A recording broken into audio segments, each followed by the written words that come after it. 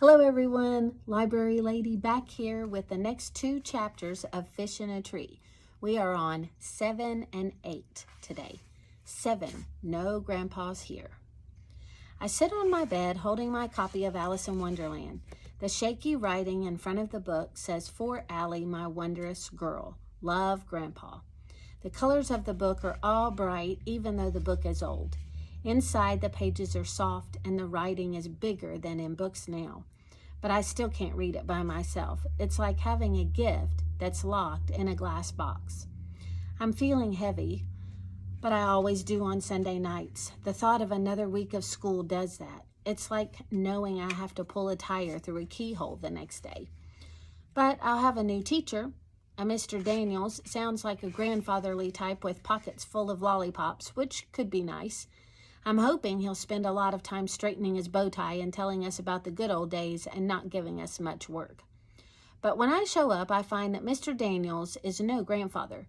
He's younger than Mrs. Hall. He wears a dark jacket and a tie with colored circles on it. When I get closer, I realize they're planets. Most of the kids are gathered around him. I throw my stuff in the closet and walk over. He says, "My very excellent mother just served us nachos," and claims it is an easy way to memorize the planets in order from the sun. Albert, whose hair reminds me of a bird's nest, stands nearby. I feel bad for Pluto. I look over and my eyes are pulled to the bruises on his arms. Pluto was a planet all those years, and then someone just decided it wasn't anymore. Too small, too far away, orbit not just right. "I don't really think Pluto cares, Albert," I mumble. He sits in his chair and says, "Well, I do." I feel bad for him and want to ask him about the marks. He is big and clunky, but not fat, the kind of size where others would usually leave him alone. I pull out my chair and sit down. Okay, I tell myself, I'm going to do better. I'm going to work harder. That's all I need to do. I'm going to really concentrate this time, even though I know I've tried that and it doesn't work. Reading for me is like when I drop something and my fingers scramble to catch it, and just when I think I've got it, I don't. If trying to read helped, I'd be a genius. Mr. Daniels is in front of me. I hold my breath and lean back. He holds out his hand. "I'm Mr. Daniels. Nice to meet you," he says. Shay leans toward Jessica. I guess he doesn't know who he's talking to. As usual, most of her friends laugh. "Hey," Mr. Daniels says, turning to her. "That isn't cool. We don't do that in here," which wipes the smile off Shay's face. Then he turns back to me. "What's your name?" "Allie Nickerson," I answer so softly that even I can barely hear myself. "Well, are you going to shake my hand, Allie Nickerson?" he asks. "I don't bite on Mondays." Great, just what I need, a funny guy for a teacher. I take his hand, but only for a second. My mind is already spinning off, wondering what terrible things Mrs. Silver has told him, the plans they made for me. I see myself wrapped in a rope and lying on train tracks, just like in Grandpa's old black and white silent movies. "Okay, Fantasticos, take your seats," he says. "Time to set the world on fire." Everyone scrambles to their seats, but I'm still lying on the imaginary train tracks, all tied up and watching the engine come around the corner. Chapter 8, Real Trouble. The first day with Mr. Daniels starts out okay because we have math in the morning, and Mr. Daniels does this thing he calls the bus driver. He says, "You're the bus driver," and then he tells us how many people get on and off, and we have to add and subtract the numbers in our head. No paper, no pencils, just math. When I was younger, I loved math, everything about math. But in school, math now has letters, like what does X equal? There are also long stories with characters, and although the story is supposed to end with some number, all the words block my path to getting there. But the day turns into a wooden nickel day at snack time when Mr. Daniels calls me up to his desk. He holds the assignment that I did for Mrs. Hall where we had to describe ourselves, the one with Y written over and over on it.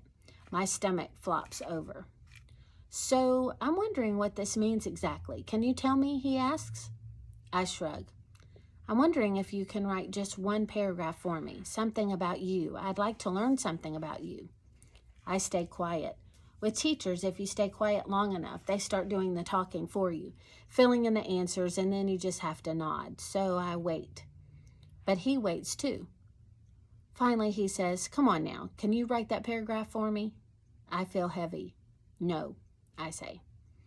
He doesn't want to know about the real me. It'll be like people in scary movies who think they want to know what's in the basement, but when they find out, they're always sorry.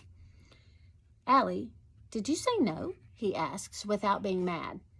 I turn myself to stone. He takes a deep breath and leans forward. So, is it writing you don't like?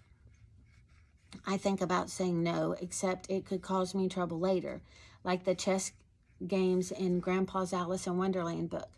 You have to be super sure before you make a move final. But I figure Mr. Daniels probably already knows this about me, so I nod. What do you like then? Buffalo wings, I say. He laughs a little. What do you like about school? Leaving. He waits for me to say more. I like math and art. I like to draw. Oh, well, that's cool. Do you draw a lot? Yeah. So, do you find the writing difficult, or do you just not like it? It's easy, I lie. It's just boring. Well, maybe we can do some things to make it less boring for you, to excite you about writing. It's a great way to explore, be creative, ask questions. I point at my paper. I asked lots of questions there. Yes, he laughs. I guess you did. He takes a deep breath. Here's the thing, Allie. I'm going to be honest with you. I've talked with both Mrs. Hall and Mrs. Silver. I know that you have spent a lot of time in the office in the past. You're good at getting sent to the office.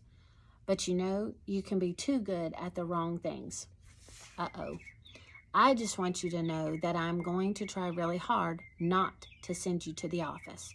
If we have something to deal with, you and I will deal with it together. He winks. What happens in room 206 stays in room 206. What? So we won't involve Mrs. Silver anymore, okay? I think she has enough to do already around here. Oh no, did he just take away my get out of jail free card? Also, he says, moving his head to look me in the eye, I'm on your side, okay? I want to help you. So he wants to help me, huh? He has no idea what he's in for. Okay. Come back next time. I can't wait to find out what happens with her and this teacher. Okay, have a great night.